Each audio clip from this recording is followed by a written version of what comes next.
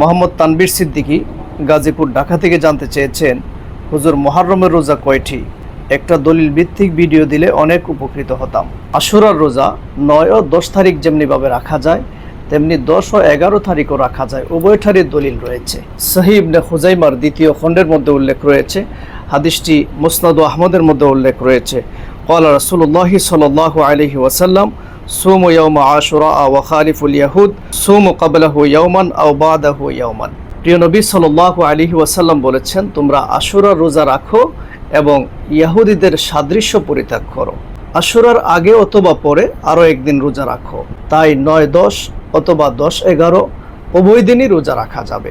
প্রিয় নবী সাল্লাল্লাহু আলাইহি ওয়াসাল্লাম এটাই বলেছেন, আশুরার দিন রোজা রাখো, খালিফুল ইয়াহুদ, আর তাতে ইহুদিদের সাথে বিরোধিতা করো। আশুরার আগে একদিন অথবা পরে একদিন রোজা রাখো। সহিহ মুসলিম থেকে আশুরার রোজার ফজিলত সম্পর্কে একটি হাদিস শোনাচ্ছি। ওয়াসিয়ামু ইয়াউমি আশুরা আহতাসিবু আলাল্লাহি আইয়ুকাফিরাস সানাতাল্লাতী ক্বাবলা। প্রিয় নবী সাল্লাল্লাহু আলাইহি ওয়াসাল্লাম বলেছেন, আমি আশাবাদী আল্লাহ রাব্বুল আলামিন আশুরার রোজার দ্বারা অতীতের 1 বছরের গুনাহগুলো মাফ করে দিবেন। আল্লাহ রাব্বুল আলামিন সবাইকে আশুরার রোজা রাখার তৌফিক দান করুন এবং সবাইকে ক্ষমা করে দিন। আমিন। আসসালামু আলাইকুম ওয়া রাহমাতুল্লাহি ওয়া বারাকাতুহু।